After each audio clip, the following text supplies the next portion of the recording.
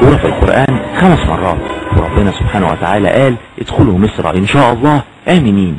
ورغم الأمان اللي في مصر بالنص القرآني، إلا إن عرش مصر كان دايما محفوظ بالمخاطر.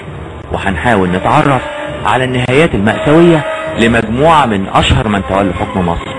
صحيح الحكايات ممكن تكون مش مؤكدة، لكنها شائعة ومتداولة بمعظم المصادر التاريخية.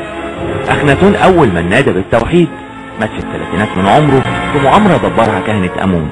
توت عنخ آمون مات في عز شبابه، وتردد برضه ان ورا موته جريمة قتل. فرعون اللي افتخر بان ليه ملك مصر وحاول يطارد سيدنا موسى انشقت الارض فجأة ومات غريب. اختلف العلماء في تحديد هويته. كليوباترا اشهر ملكة في التاريخ القديم انتحرت بعد ما خسرت معركة الحرب في اكتيوم ومعركة الحب مع انطونيو. اسكندر الاكبر مات في الثلاثينات من عمره بالحمى.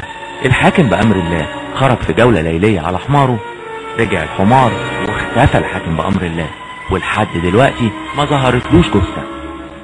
توران شاه آخر سلاطين الدولة الأيوبية كان بيسكر ويقول انه هيطيح بالمماليك، لكنهم ما ادولوش الفرصة وقتلوه.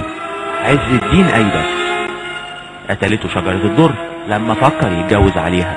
شجرة الدر قتلتها جواري مرات أيبك ضربا بالأبائيب. سيف الدين قطز بطل معركة عين جالوت قتلوا كبير قواده بيبرس مات مسموم، والسبب انه شرب من نفس الكاس اللي حط فيه السم لاخر الامراء في بني ايوب، ونسي الخادم انه يغسل الكاس. قنصوة الغوري وقع من على حصانه ومات على الفور في موقعة مرجدابة.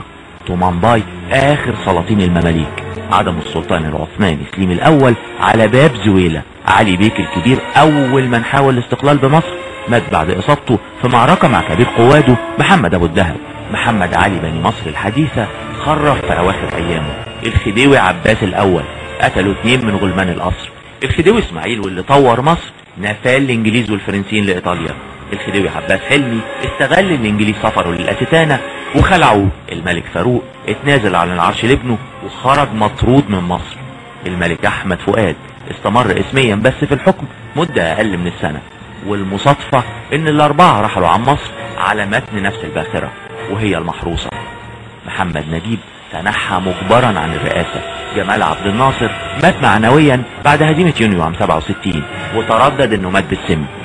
انور السادات الرئيس المصري الوحيد اللي اغتيل في عرض عسكري. الرئيس السابق مبارك استمر في الحكم 30 سنة وفي النهاية حله يحله ومبارك شعبه حله.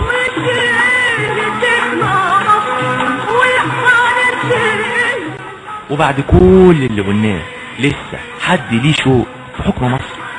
وليد رشاد، القاهرة اليوم.